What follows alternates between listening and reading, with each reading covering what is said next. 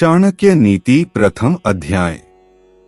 चाणक्य नीति लगभग 2400 वर्ष पूर्व नालंदा विश्वविद्यालय के महान आचार्य चाणक्य द्वारा लिखित एक महान ग्रंथ है, जो आज भी उतना ही प्रासंगिक है जितना उस समय था। चाणक्य नीति में कुल 17 अध्याय है। यहाँ प्रस्तुत है चाणक्य नीति का प्रथम अध्याय। एक सर्वशक्तिमान तीनों लोकों के स्वामी श्री विष्णु भगवान को शीश नवाकर मैं अनेक शास्त्रों से निकाले गए राजनीति सार के तत्व को जन कल्याण हेतु समाज के सम्मुख रखता हूँ।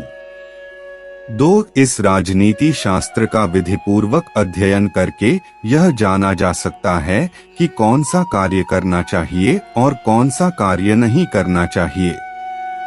यह जानकर वह एक प्रकार से धर्मोपदेश प्राप्त करता है कि किस कार्य के करने से अच्छा परिणाम निकलेगा और किससे बुरा।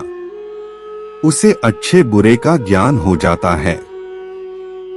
3 लोगों की हित कामना से मैं यहाँ उस शास्त्र को कहूँगा जिसके जान लेने से मनुष्य सब कुछ जान लेने वाला सा हो जाता है। 4 मूर्ख छात्रों को पढ़ाने तथा दुष्ट स्त्री के पालन पोषण से और दुखियों के साथ संबंध रखने से बुद्धिमान व्यक्ति भी दुखी होता है। तात्पर्य यह कि मूर्ख शिष्य को कभी भी उपदेश नहीं देना चाहिए। पतित आचरण करने वाली स्त्री की संगति करना तथा दुखी मनुष्यों के साथ समागम करने से विद्वान तथा भले व्यक्ति को दुख ही उठाना पड़ता है।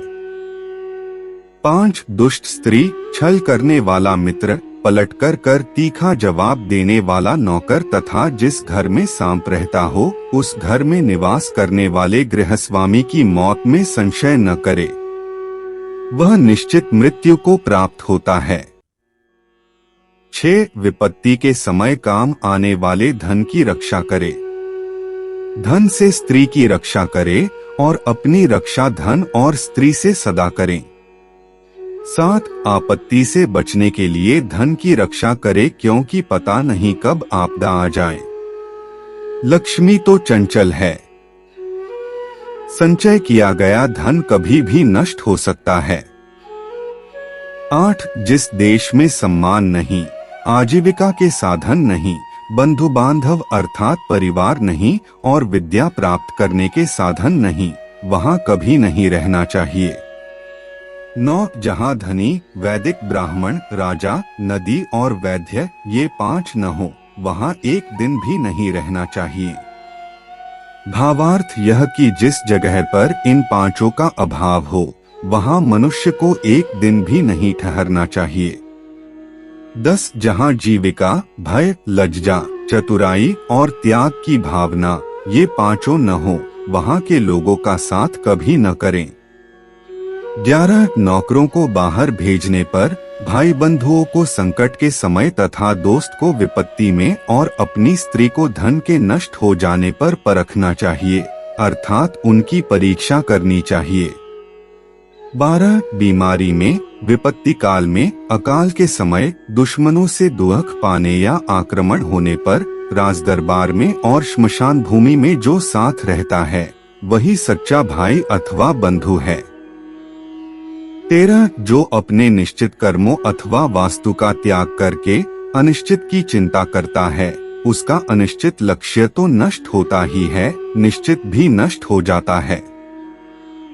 14 बुद्धिहीन व्यक्ति को अच्छे कुल में जन्म लेने वाली कुरूप कन्या से भी विवाह कर लेना चाहिए, परंतु अच्छे रूप वाली नीच कुल की कन्या से विवाह नहीं करना चाहिए, क्योंकि विवाह संबंध समान कुल में ही श्रेष्ठ होता है।